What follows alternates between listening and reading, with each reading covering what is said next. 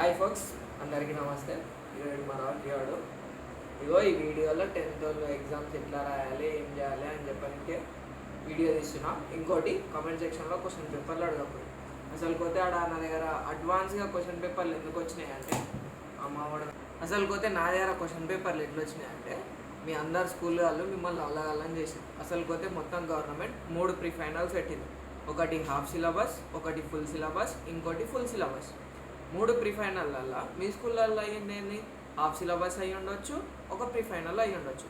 నా దగ్గర నేను దీన్ని ప్రీ ఫైనల్ 1 అంట, 2 అంట, 3 అంట. సరేనా? ప్రీ ఫైనల్ 2 అనేది మా ఏరియాలో ఉన్న స్కూళ్ళల్లో మా ట్యూషన్ పొరుల దగ్గర ముందే అయిపోయింది.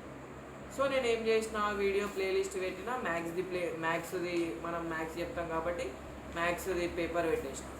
దానికి వాళ్ళకి అదే కొన్ని స్కూళ్ళలో ఆ ప్రీ ఫైనల్ పేపర్ పెట్టలేరు కాబట్టి సేమ్ క్వశ్చన్ పేపర్ వచ్చింది. అట్లా మ్యాచింగ్ అయింది. సో నేనేమనుకున్నా అంటే వీళ్ళు 3 ప్లేస్లో 2 పెట్టింది అంటే 3 క్వశ్చన్ పేపర్ మీకు పెట్టలేరు ఇంకా ఆ ఎగ్జామ్ గిట్ అయినాయి కొన్ని స్కూళ్ళల్లో. సో అట్లా అని చెప్పి నా దగ్గర క్వశ్చన్ పేపర్లు వచ్చినాయి. అందరు కామెంట్ సెక్షన్లో నా పేపర్ లీక్ చేయనా అంటే నా దగ్గర ఉండయి పోయి ఉన్నా, నేను లీక్ చేస్తే పోయి చెంచలు కూడా ఉంటా. సరేనా? సో క్వశ్చన్ పేపర్ అడగదు, అయిపోయింది కదా.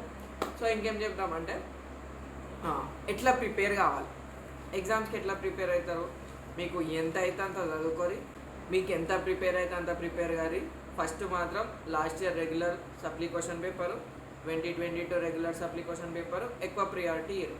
ఎందుకంటే తెలంగాణలో క్వశ్చన్ పేపర్ మాగం ఇస్తారు, కాన్సెప్ట్ బేస్డ్ ఇస్తారు. వేరే ఆంధ్రప్రదేశ్ ఏంది డైరెక్ట్ టెక్స్ట్ బుక్ క్వశ్చన్స్ వేస్తారు. సో దోకా అనేది లేదు. ఇక ముఖ్యంగా మ్యాథ్స్కి వచ్చేసి లాస్ట్ ఇయర్ 2023, 2022 ప్రిపేర్ అయ్యారు అనుకోని సరిపోతుంది. దానికి తోడు ఇంకొక మోడల్ పేపర్స్ అదే మన ఎగ్జామ్ ప్యాటర్న్ బట్టి ఒక ఇంపార్టెంట్ క్వశ్చన్స్ పీడిఎఫ్ అనేది ఉంది. అది వీడియో వేసి పెడతాను నెక్స్ట్ వీడియో. సరేనా? ప్లీజ్ క్వశ్చన్ పేపర్ అయితే అడగకూడదు. ఇంకోటి యావరేజ్, ఎబో యావరేజ్ ఉన్న వాళ్ళు ఏం చేస్తారంటే అన్నీ చదువుకుంటారు. బిలో యావరేజ్ ఎవరైతే ఫెయిల్ అవుతాం అనుకుంటారో, ఛాన్సెస్ లేవనుకుంటారో వాళ్ళకి ఇది మ్యాక్సిమం ఫస్ట్ 2 పేపర్లు కరెక్ట్ రాయి, నీట్గా రాయి. దాని తర్వాత క్వశ్చన్ పేపర్లదే రాయి. ఇక్కడ మ్యాటర్ ఏంటంటే ఎన్ని పేపర్లు నింపితే అన్ని మంచి మార్క్స్ పాస్ అయ్యే ఛాన్సెస్ అయితే ఉంటాయి. మ్యాథ్స్లో అయితే అట్లా ఉన్నది అనుకో, మ్యాథ్స్లో ఇట నింపేసేయి, రాసిన ప్రాబ్లమే ఫస్ట్ పేజ్లో రాసినాం అనుకో, మళ్ళీ ఏదో 5th page 6th page question number వేరే రాయడానికి ట్రై చేయి. ఛాన్స్ లేనప్పుడు ఏదో ఒకటి రాయడం బెస్ట్ కదా, మొత్తం వదిలేయడం కంటే.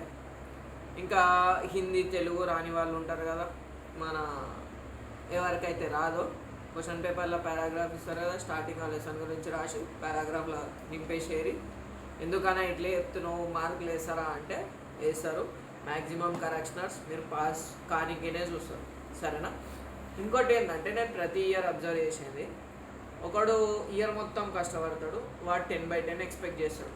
మంది రైటింగ్ బాగాలేకనో ఏదో బాగాలేక 9.7, 9.8 వస్తాయి. వాడు ఏం చేస్తాడు, వాడు బాధలో అంటే వాడు అంత కష్టపడ్డాడు కదా సంవత్సరం మొత్తము, వాడు ఏం చేస్తాడు, రీకరెక్షన్ పెడదాం అనుకుంటాడు. ఈడు ఏం చేస్తాడంటే స్కూల్కి మనం రీకరెక్షన్కైనా సప్లీకైనా స్కూల్లోనే పెడతాం 10th వాళ్ళకి. సో స్కూల్కి వస్తాం, ఆడ టీచర్స్ ఏం చెప్తారు, అరే నీకు ఇవే ఎక్కువరా అని చెప్పి డిమోటివేట్ చేస్తారు, రీకరెక్షన్కి వద్దంటారు. మీరు ఒకవేళ మంచిగా రాసినట్టుంటే రీకరెక్షన్ పెట్టుకొని ఏం కాదు. సరేనా? ఇంకోటి ఏంటంటే మ్యాథ్స్లో ఇంపార్టెంట్ క్వశ్చన్స్ ఏంటివన్నా అంటే ఎక్కువ శాతం అయితే తెలంగాణ వాళ్ళకి కాన్సెప్ట్ బేస్డ్ క్వశ్చన్స్ ఇస్తారు కాబట్టి నేను పెట్టే 242 క్వశ్చన్స్ ఉన్నాయి. అవి అందులో కాన్సెప్ట్ వస్తే ఆ కాన్సెప్ట్ ఫార్ములా ఎట్లా వాడతామో తెలిస్తే అయిపోతుంది. నా వీడియోలు చూడరు, వీడియోలు ఇటు ఎందుకు చేస్తలే అంటే వ్యూస్ వస్తలేవు, అందుకే వేసలే. సో చూసిన వాళ్ళు కమెంట్లు గిట్ట మంచిగానే పెడతారు, మంచిగా పెట్టిన వాళ్ళే ఉంచుతా. ఎందుకంటే ఒకడు ఏం చేస్తాడు, 2+2 రానోడు గిట్ట 2+2 4 అని తెలియనోడు గిట్ట వచ్చి నువ్వేం చెప్తలేవు, అది చెప్తలేవు, ఇది చెప్తలేవు అంటే మనకు మంటది, మనం నెగిటివ్గా రియాక్ట్ అవుతాం. అది క్వైట్ కామన్. ఇక నెగిటివ్ రిప్లై ఇచ్చిన వాళ్ళకి నెగిటివ్ రిప్లై ఇస్తా, బట్ రిప్లై మాత్రం పక్కా ఇస్తా. సరేనా? క్వశ్చన్ పేపర్ అయితే అడగప్పుడు ఇప్పుడు నా దగ్గర గిట్ట ఉండదు. మీ స్కూల్లో ఎగ్జామ్ పెట్టలేరు ప్రీ ఫైనల్ 3ది. ఒకవేళ ప్రీ ఫైనల్ 3 క్వశ్చన్ పేపర్ కావాలంటే కామెంట్లలో పెట్టు, మా వాళ్ళ దగ్గర గోకి అప్లోడ్ చేస్తాం. మ్యాథ్స్కి అయితే ప్లేలిస్టులు ఉంటాయి ఈ వీడియో కింద. ప్రతి ఒక్క ఇయర్ నా ఛానల్ ఏవైతే చెప్పినో 10th క్లాస్ వీడియోస్ అవన్నీ పెడతా. వ్యూస్ బట్టి మోసపోకు, అప్పట్లో మనం ఇవన్నీ ఇంత ఈట రీచ్ లేకపో ఎంత 500-600 సబ్స్క్రైబర్లు ఉన్నప్పుడు 2 సంవత్సరాల ముందు చేసిన ఇప్పుడు మంచిగా 9,753 మంది అయ్యారు. Thank you. చూసిన వాళ్ళు కొట్టుర్రా జర, ఇంటర్ వాళ్ళు గిట జర మంచిగానే కొట్టిరు. ఎట్లా అంటే 15,000 మంది చూస్తే 1000 మంది సబ్స్క్రైబ్ కొట్టారు. సరేనా? నీకు ఒకవేళ యూజ్ అయినట్టయితే సబ్స్క్రైబ్ కొట్టు. నా ఛానలే కాదు, నువ్వు ఏ ఛానల్ చూస్తే వాళ్ళకి కొట్టు. ఎందుకంటే మీరు అనుకున్నంత యూట్యూబ్లోకైనా అయితే రావు. 1000 వ్యూలు వస్తే 30 రూపాయలు 40 రూపాయలు వస్తాయి అంతే. Thanks for watching. ఈడ 10th పాస్ అని ఒకటే మెయిన్ పాయింట్, రిప్రజెంటేషన్ మంచిగా ఉండాలి, పేపర్లు ఎక్కువ నింపాలి. ఫస్ట్ 2 పేపర్లు అయితే క్వశ్చన్ పేపర్లకి రాయడానికి ట్రై చేస్తారనా. మీరు ఫెయిల్ అవుతాం అనుకుంటే ఏదో ఒకటి రాసేసేది, పాస్ అయితే మంచిదే కదా. ఫెయిల్ అయినా కానీ అట్లీట్ ఏం చేసుకోకూరి, సప్లీ ఉంటుంది. సరేనా? Thanks for watching. All the best for your 10th exams. Question paper మళ్ళీ చెప్తున్నా, అడగకూడదు, కమెంట్లో పెట్టకూడదు. By by. ఇగో మీకు ఏమైతే డౌట్లు ఉన్నాయో కమెంట్ సెక్షన్లో పెట్టురా, నెక్స్ట్ పార్ట్ తీస్తా. And first day of exam అని చెప్పి ఇంకొక వీడియో రిలీజ్ చేస్తాం. ఈరోజు పండుకొని లేచినాక ఇప్పుడు టైం ఎంత అవుతుంది? 4:58 AM అవుతుంది.